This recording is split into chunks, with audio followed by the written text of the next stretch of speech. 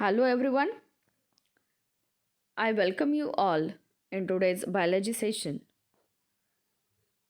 In this session, we are going to discuss the important stages in agricultural development from the lesson cell biology and biotechnology. So, the stages which are important in agricultural development, these are the green revolution, white revolution, and blue revolution. So, green revolution is related to the increase in yield per acre area, and white revolution means which is related to increase in milk and formation of milk products, and the last one is blue revolution, in which there is an increase in fishery or rearing of fish and other aquatic animals like shrimps and lobsters. So this is called as blue revolution. So all these revolutions we are going to discuss in detail with the name of scientist or father of these revolutions. So first one is a green revolution. So at the beginning of 20th century there are many problems arising due to population explosion.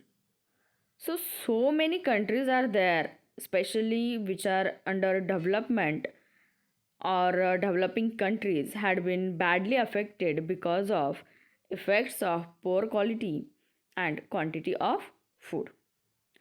सो जो explosion population का हुआ है तो उस explosion को या उस population को जो नीड है तो वो फूड की नीड या फिर जो भी शेल्टर है या जो बेसिक नेसेसिटीज़ है तो उनकी जो नीड है वो फुलफ़िल करने के लिए यहाँ पे बहुत सारे प्रॉब्लम्स क्रिएट हो गए थे।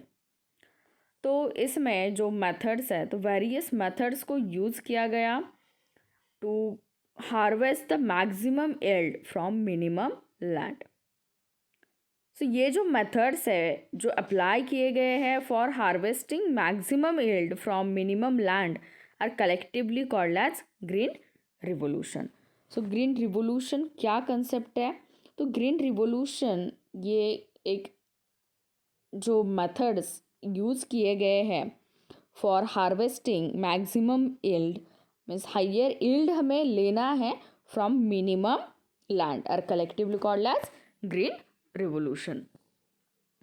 So because of green revolution there is a formation of improved dwarf varieties of wheat and rice. तो इसमें ये डॉर्फ वराइटीज़ यानी कि जो वराइटीज़ की हाइट जो है प्लांट की वो शॉर्ट है, तो ऐसे वराइटीज़ वीट एंड राइस के क्या किए गए, फॉर्म किए गए। तो इसका पर्पस क्या है? तो जैसे वीट या राइस का अगर हम देखते हैं तो वीट में जो लेंथ है वो अगर डिक्रीज़ हो जाती है, उसको कम किया जाता है, तो वीट का जो भी लाइफ स्पैन होता है या जो मैच्योरिटी का पीरियड होता है तो वो पीरियड डिक्रीज़ हो सकता है। जैसे हम देखते हैं कि जो वीट का फील्ड होता है वो फील्ड अगर गोल्डन कलर का हो जाता है यानी कि ड्राई हो जाता है तो उसके बाद ही हम क्या करते हैं, उन सीड्स को या उस प्लांट को वीट को हम क्या करते हैं, हार्वेस्ट करते हैं फ्रॉम द क्रॉपिंग फील्ड। सो ये डॉर्फनेज जो है तो इसकी वजह से जो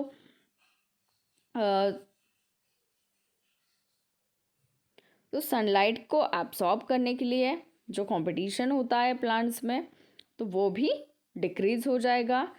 जो भी ड्राइनेस है तो वो क्या होगा, बहुत मतलब जल्दी से हम उसको ये जो पीरियड है वो शॉर्ट हम कर सकते हैं। इसकी वजह से ऐसे डॉर्फ वैरायटीज़ को फॉर्म किया गया है। After that proper use of fertilizers and pesticides and water management has led to increase in production of food grains and thereby large population had been saved from hunger.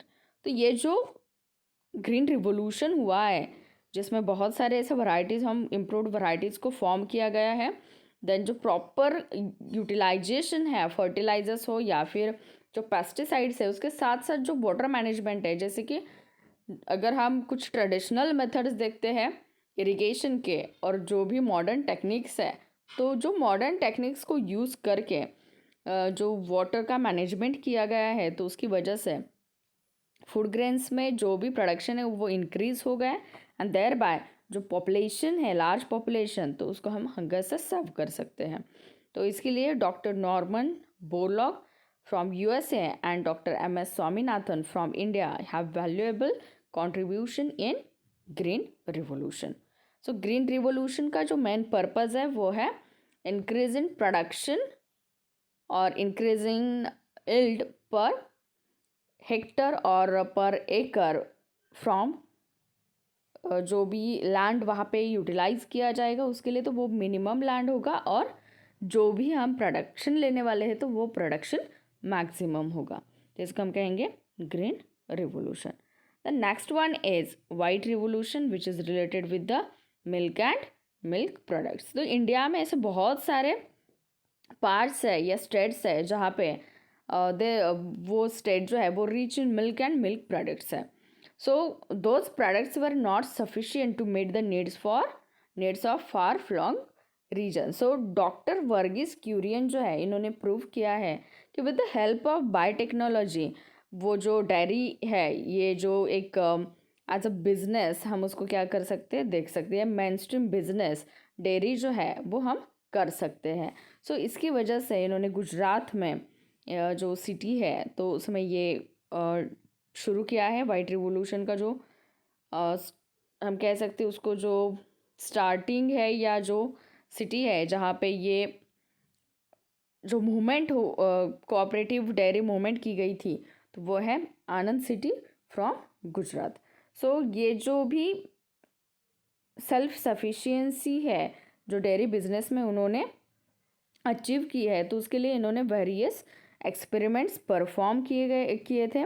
उसमें quality control है, newer dairy products है and there preservation है। तो milk जो है इसमें अगर हम वैरायटी ऑफ मिल्क प्रोडक्ट्स अगर हम फॉर्म करते हैं तो इसका जो लाइफ स्पैन है वो क्या हो जाता है, इंक्रीज हो जाता है, और variety of products dairy products हम क्या कर सकते हैं, उससे फॉर्म कर सकते हैं। और इसमें प्रिजर्वेशन ये भी एक इम्पॉर्टेंट पॉइंट है क्योंकि जो फूड आइटम्स है तो उनका प्रिजर्वेशन का जो पीरियड है वो हमें क्या करना है, लॉन्गर प्रिजर्वेशन का पीरियड हमें मेंटेन करना है। तो इसके लिए ये जो भी एक्सपेरिमेंट्स है ये एक्सपेरिमेंट्स इन्होंने परफॉर्म किए थे।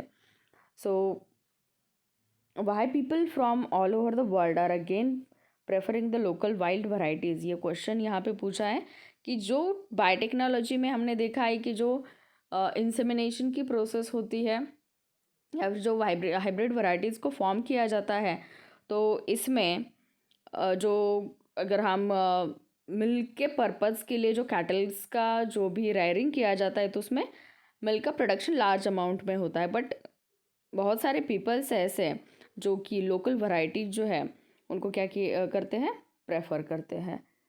सो ये रिलेटेड है वाइट रिवोल्यूशन से। नेक्स्ट एंड लास्ट रिवोल्यूशन जो है वो है ब्लू रिवोल्यूशन। ब्लू रिवोल्यूशन में जो वेरियस यूजफुल एक्वाटिक ऑर्गेनिजम्स हैं उनको क्या किया जाता है, प्रोड्यूस किया जाता है with the help of water, and this is called as blue revolution.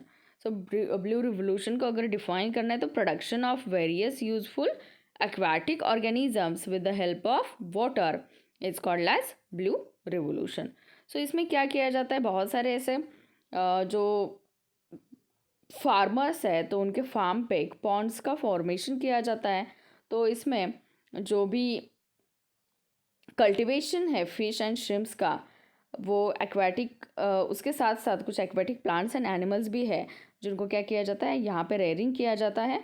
और इसके लिए जो गवर्नमेंट है इंडिया का, तो इन्होंने क्या किया है, ये प्रोडक्शन जो है वो इंक्रीज़ करने के लिए या पीपल्स को इनकरेज करने के लिए इन्होंने पिसिकल्चर का एक प्रोग्राम लॉन्च किया है जिसको कहते हैं नील क्रांति मिशन 2016। NKM 16 से भी इसको पहचानते हैं। तो इसमें इस प्रोग्राम के अंडर 50 to 100% सब्सिडी ऑफ़र की जाती है फार्मर्स को। तो इसमें marine and fresh water fisheries possible on large scale. तो मराइन वाटर में जो भी हम जैसे कि fishery products like shrimps and lobsters हम उनका रेयरिंग कर सकते हैं, और जो फ्रेश वाटर है तो उसमें हम fish like rohu, catla and other fish है जो कि फ्रेश वाटर में हमें वो प्रोड्यूस हो सकते हैं या फिर उनका रेयरिंग वहाँ पे किया जा सकता है। तो ऐसे marine and fresh water fishery ये जो वो पॉसिबल हो गया लार्ज स्केल पे।